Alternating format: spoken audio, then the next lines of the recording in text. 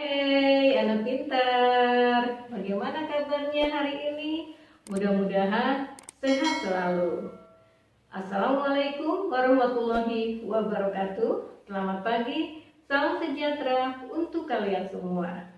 Nah, kalian ketemu lagi dengan Ibu Lilis untuk belajar bersama, yaitu tentang tema 8, Bumiku, subtema 2, Bumiku dan musimnya, pembelajaran 1. Sebelum belajar, silakan kalian siapkan buku dan alat tulisnya. Dan tidak lupa kita berdoa dulu. Berdoa dimulai. Selesai. Anak-anak, kita mulai belajarnya ya, yaitu subtema 2, Bumiku dan musimnya, pembelajaran 1. Perhatikan. Saat musim hujan, sinar matahari sering tertutup awan. Hujan hampir turun setiap hari. Bawalah payung sebelum pergi. Nah, anak-anak, kalau hujan terjadi terus-menerus, ini akan mengakibatkan banjir. Coba nanti kita lihat di sini ada bacaan, ya. Ada bacaan yaitu berjudul Banjir Bukan Sekedar Bencana Alam. Memasuki musim hujan, terjadi peningkatan curah hujan di beberapa wilayah di Indonesia. Tidak dapat dipungkiri banjir pun melanda di berbagai tempat. Berbagai faktor menyebabkan banjir berulang dari tahun ke tahun.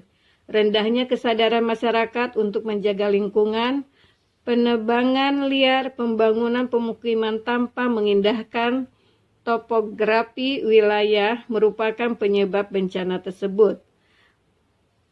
Pendangkalan dan penyempitan badan sungai membuat sungai meluap. Hal ini dapat disebabkan oleh faktor alam.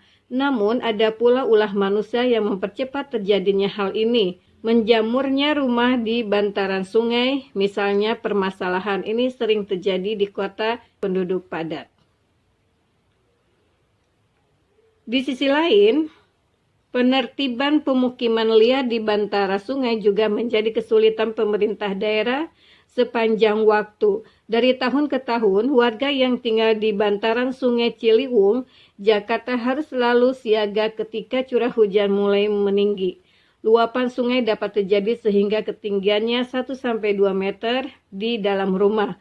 Bukan hanya barang yang harus diselamatkan, nyawa pun menjadi taruhannya. Sudah diperingatkan bahwa pemukiman di bantaran sungai sangat berisiko ketika curah hujan tinggi. Namun tetap saja mereka kembali ketika banjir telah surut. Tumbuhnya pemukiman liar di bantaran sungai mendorong penyempitan badan sungai. Nah, nanti kalian teruskan bacanya ya. Aktivitas harian warga seperti mencuci dan membuang sampah di sungai juga makin mempercepat pendangkalan sungai. Di Manado, Sulawesi Utara, rawan banjir dan lancar justru terjadi akibat pembangunan kota yang tidak mengindahkan topografi. Sebagian besar wilayah Manado terdiri atas perbukitan, sementara wilayah daratan dengan permukaan datar sangat terbatas luasnya. Sejalan dengan bertambahnya penduduk, banyak bukit dan lereng kemudian diubah menjadi perumahan. Nah, bacaan di atas nanti kalian cari gagasan utamanya. Jadi gagasan utama itu disebut juga ide utama atau inti dari sebuah paragraf.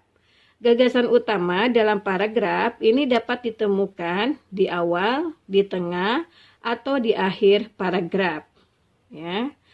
Nah, untuk setiap paragraf memiliki satu gagasan utama yang merupakan inti dari pesan yang akan disampaikan. Gagasan utama paragraf dapat dijadikan sebagai dasar untuk menemukan pokok pikiran dari suatu teks. Jadi, sebelum kita mencari pokok pikiran dari suatu teks, kita harus menemukan gagasan utama pada setiap paragraf. Nah, di sini ada peta konsep, ya, yaitu judul bacaan yang tadi adalah banjir bukan sekedar bencana alam.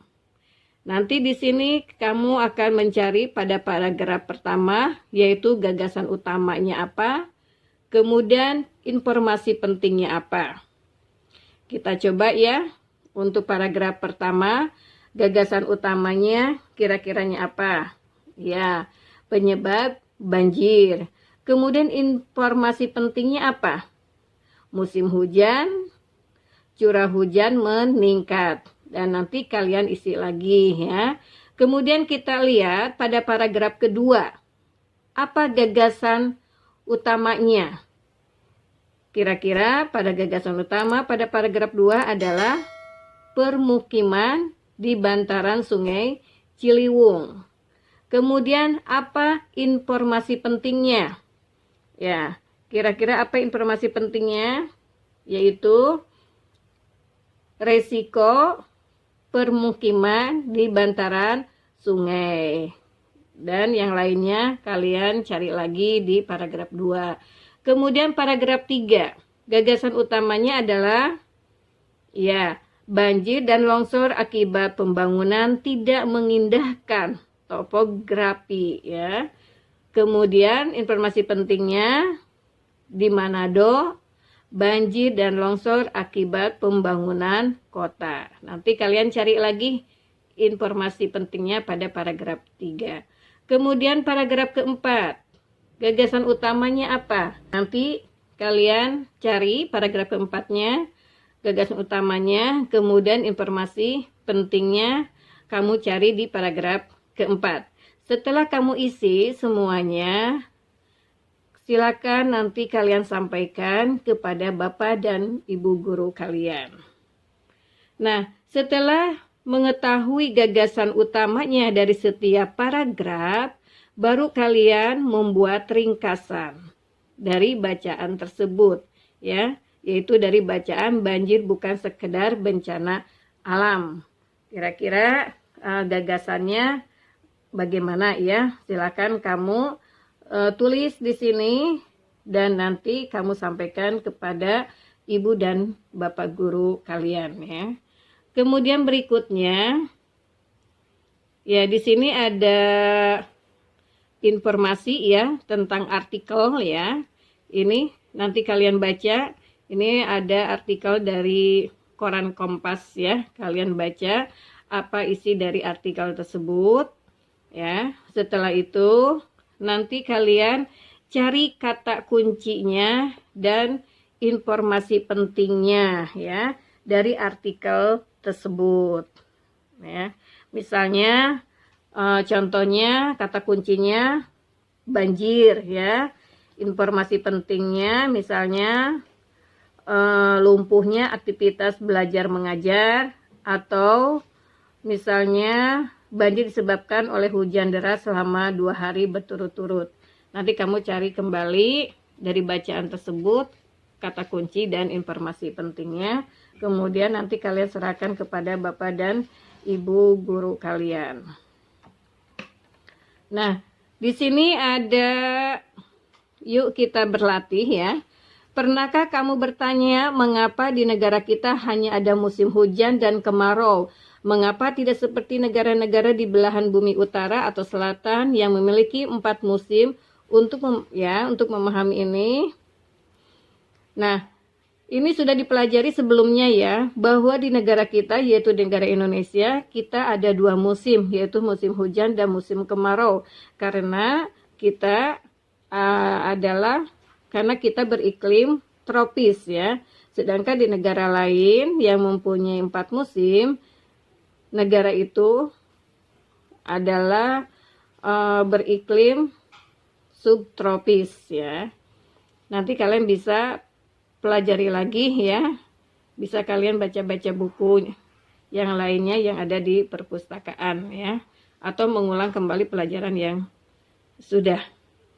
Kemudian perhatikan. Di sini ada wacana yang berjudul ada 2, ada 4 ya.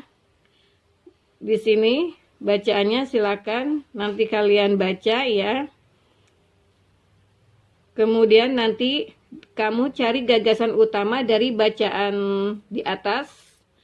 Nah, ini yuk kita coba ya. Kira-kira gagasan utamanya apa ya?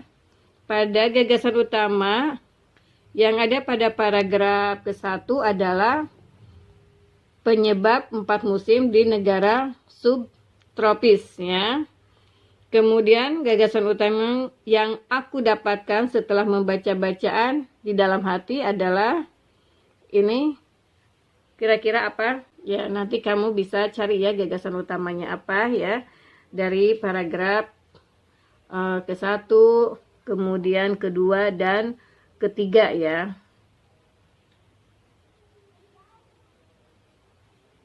Kemudian nanti kamu jawab pertanyaan ini, penyebab terjadinya perbedaan musim. Jadi gagasan utama itu bisa kalian ambil dan ada di awal, di tengah, dan di akhir. Jadi sebelum kalian mencari pokok pikiran ya, kalian harus mencari dulu gagasan utama di setiap paragrafnya.